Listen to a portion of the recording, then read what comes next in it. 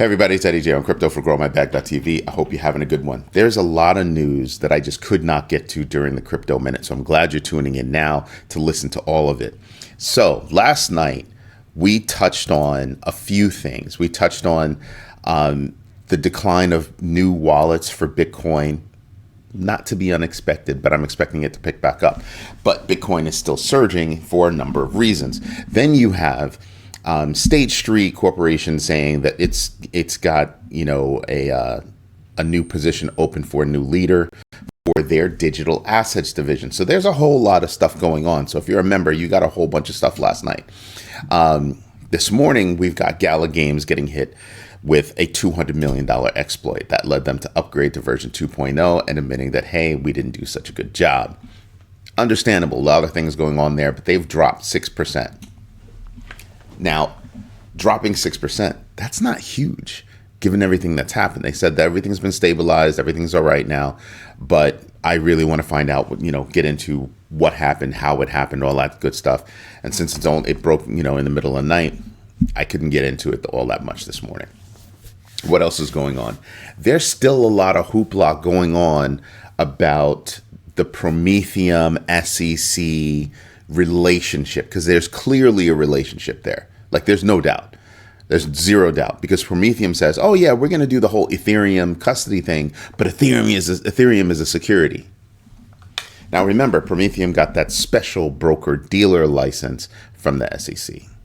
And I'm sitting back and I'm going, that's too much of a coincidence. That's playing too close with a company, as well as not allowing any other companies to go for it.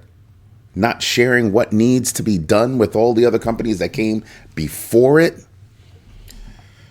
Just seems a little hokey to me. Just a little hokey right there. Just a little shady. Some things going on there that I'm not understanding, and somebody's gonna have to explain, Lucy. So I'm sitting back and I'm looking at that, and there's a lot more ruckus going on over that than I thought. There's a lot of ruckus going on because people are saying, listen, the SEC is manipulating the crypto market. Now, let's suppose that the SEC does not approve the Ethereum spot ETFs. Just play it out. This is a hypothesis, right? Right? Let's suppose they don't approve. What did they do previous to that? Previous to that, they made a move and asked exchanges for accelerated information, right? So that made everything spike. Now, if they don't approve, what do you think would happen? That's right. Everything would drop like a hot rock. So I'm hoping they didn't do something stupid like that. But, it's Gary Gensler and his goons, so who knows? I have no idea. I have zero idea. Zero clue about that. But we'll see what happens. Some of it is some of the things that they asked to happen are good, and other things I'm just sitting back and I still don't believe that they're going to allow Ethereum spot ETFs. I just don't think so. Now, the SEC is under a great amount of pressure to make something happen, but I don't know. I just don't know. There are a lot of things that could happen, and I'm just sitting back and I'm just wondering, don't know. So we'll see. The most I can say is we'll see, right? Because what I see right now is kind of leading me toward believing the SEC is manipulating things. And I don't see that they actually have the best interests of the public at heart. So yeah, I think a change is needed. I think an overhaul is needed at the SEC, starting with Gary Gensler. Starting with Gary Gensler and anybody who willingly did what he wanted to have done, because his actions are a little bit more than just suspect to me, not to everybody else, but at least to me, his actions seem a little bit suspect. He's a very smart guy. It's not like he's stupid. So any move that he makes, I have to think are deliberate. Any moves that he makes have to be taken as deliberate. So now that he's done, certain things, asking exchanges for accelerated information, blah, blah, blah, that is deliberate. If he doesn't make a decision, deliberate. If he says no to it, deliberate. If he says yes, deliberate.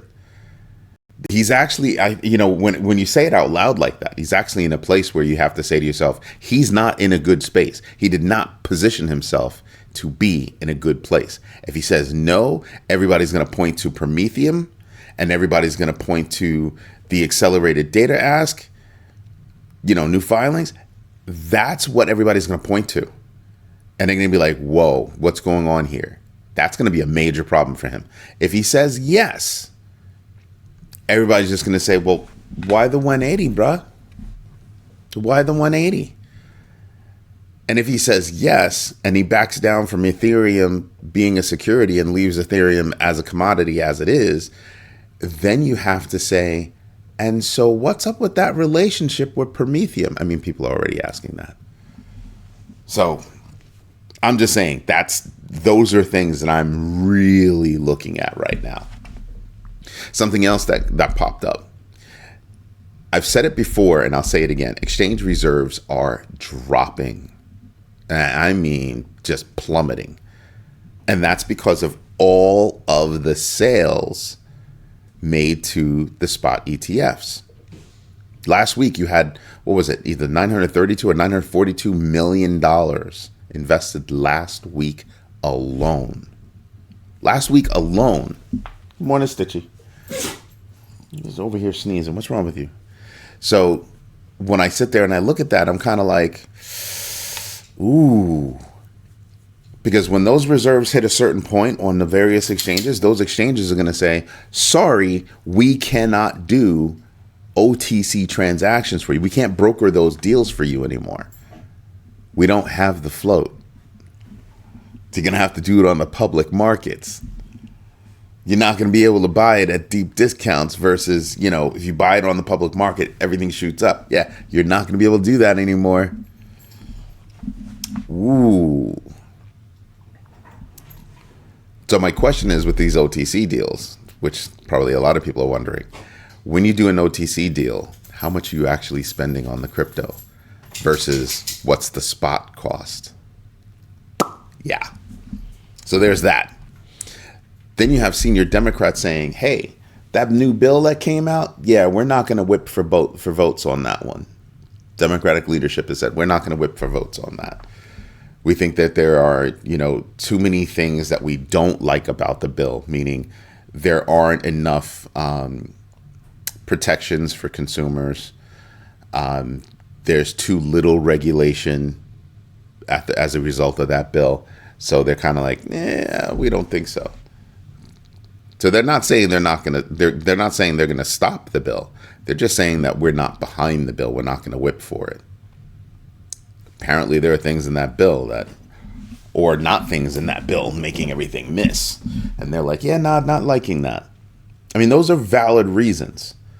But now we have to kind of see what's in the bill and what's going on with that. So I'll see if I have time to read it. Probably won't. We've got a lot going on over here. A lot. Then CoinShares, like I said before, CoinShares came out with that report. That's where that number came from.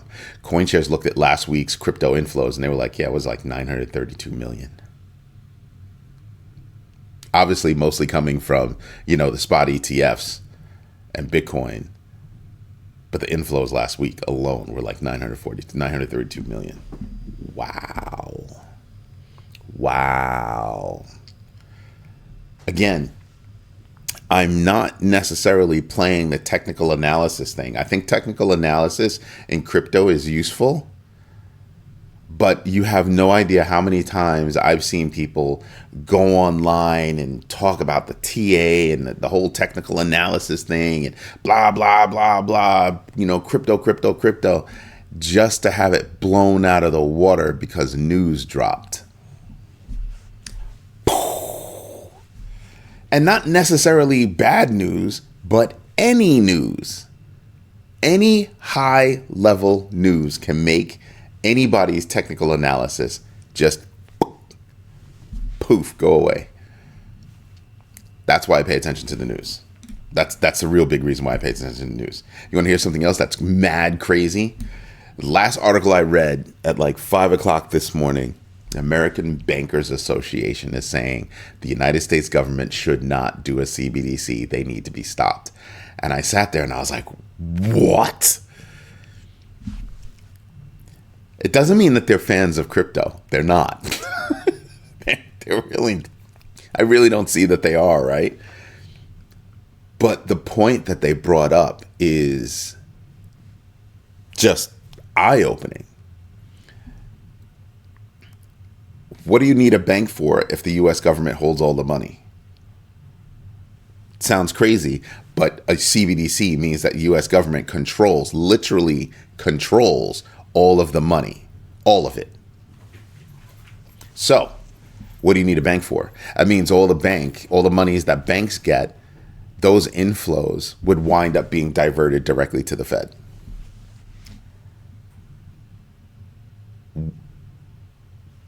Didn't even think about that before.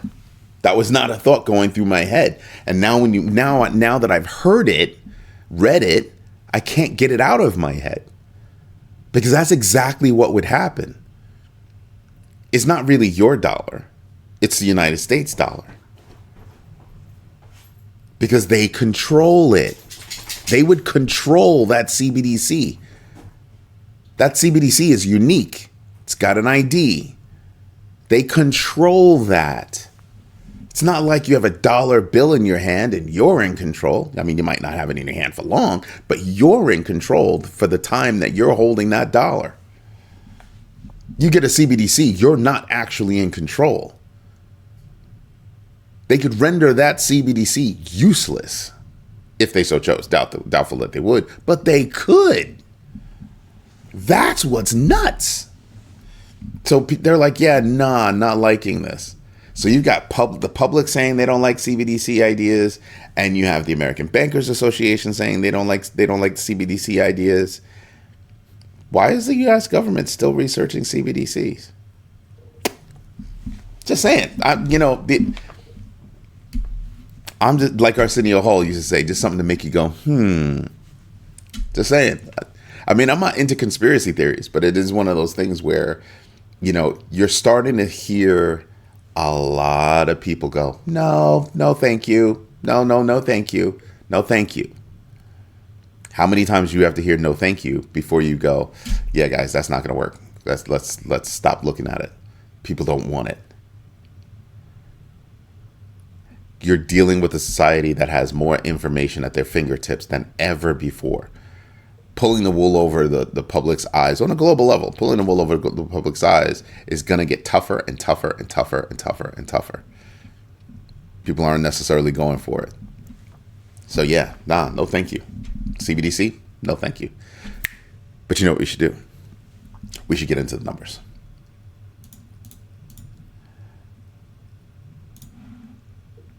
All right, so let me refresh this because I haven't refreshed it in like 12 minutes, and things change. There you go. So Gala Games, like I said, is down only 6% after a $200 million breach or $200 million exploit. So that's a big deal. Arweave is down 6%, which is I'm finding to be odd. Everything else, just they're rocking and rolling. It's normal. Right there, you have this last one at 1% positive. That ought to tell you everybody else is up. Some, the list that we have over here, everybody's up double digits, no less. Ethereum name service, 39%. Why? Balk up 29%. I'm thinking a lot of the staking platforms, which is what you can see here, a lot of the restaking platforms like Renzo Restaked, they're all up. But in terms of meme coins, they're up. Balk is up. Like I said, what is that? 29%. Pepe is up 19%. Ethereum itself is up 20%. Wow. And everything else attached to Ethereum is up double digits. It's insane. Uniswap is up 20%. These are just crazy numbers. Crazy numbers. And you can see on the big board, just everything just through the roof right now. Now, here's the thing. The decisions are not due until the 23rd. So that means that at least the first decision is not due until the 23rd, which means that we can have movement, we can have big sway up until the 23rd. We can even have a decision before the 23rd. 23rd is the deadline. That doesn't mean a decision can't come today, tomorrow. 23rd, like I said, is just the deadline. So I'm sitting back and I'm going, wow, Ethereum is, did you see how quickly it rocketed? Look at Solana. Don't sleep on Solana. XRP above 50 cents. Right? I'm just saying there are things that we should be paying attention to. There are ways that we could be making money. So everybody, I tend to purchase Bitcoin because I'm going to use Bitcoin differently than I use any other coin, right? But when I look at these other coins, I could be making more money, right? In terms of percentage gains, I could be making more money with altcoins than I can with Bitcoin in certain ways. Again, Bitcoin to me is going to be leveraged in a completely different way. That's why I say it like that. So look at that. XRP, Ethereum, Cardano is even up above 50 cents. Wow. That's a big move for them. Pepe is up big. SHIB is up big at 26. Doge is up. Now I'm going to show you on another board right here. You see that? Actually, let's see if I can refresh. There you go. So at 71,151, that's where Bitcoin is at, 68%. Ethereum skyrocketing back up to 64%. I'm talking year to date. Solana back up to 80% year to date. They were above 100, so it's something I am paying attention to. So these are big moves. You want to know another big move? Doge jumped Toncoin. And there's a big battle between Avalanche and Shiba Inu for the 11th spot as Cardano hits spot number 10.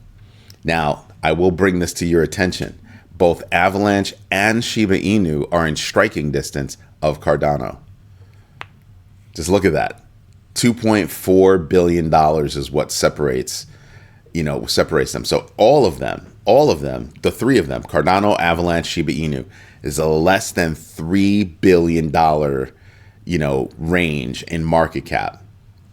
So I'm definitely paying attention to that. And let me tell you something. Shiba Inu has got a lot going on right now. Big time. They've got burns. Burns are up, just crazy high. Somebody else that I can't sleep on either. Here's Chainlink right here, approaching that $10 billion mark, almost at $17. That's huge, right? I'm telling you, there are a lot of opportunities. And remember, we're only approaching Bitcoin's all-time high again.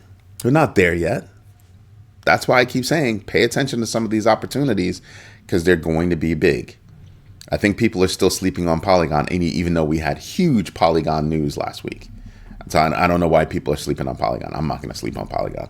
Polygon, Chainlink, not going to sleep on neither one of them. People are sleeping on Uniswap. I don't know why. Bitcoin Cash is another one people sleep on. Are you paying attention to Near Protocol? Should not be sleeping on Near Protocol. None of the top 25, barring, stable coins, none of the top 25 should be slept on. I am personally not a fan of internet computer. However, it's making moves. It's been making moves over the past little bit. Do I like it? No, not really. Not really. They're not doing anything that makes me feel like they're spectacular. So no. Pepe in the top 25. Yeah. Nuts. But yeah, within the top 25. Render, not that far away. Hedera, not that far away. Hedera's been making big moves. Render's been making big moves. Again, anything that's going to be attached to, like Render, anything attached to infrastructure, that connective tissue, D-pins, that's what people are going to be flocking toward, I think. Because we're moving closer and closer and closer to normal day-to-day purchases with Bitcoin, with other, altcoins and things like that. Anyway, this is Eddie J on Crypto for GrowMyBag.tv. If you like what I'm doing, drop me a note. Don't forget to hit the subscribe button. And I hope you have a good one. Bye-bye.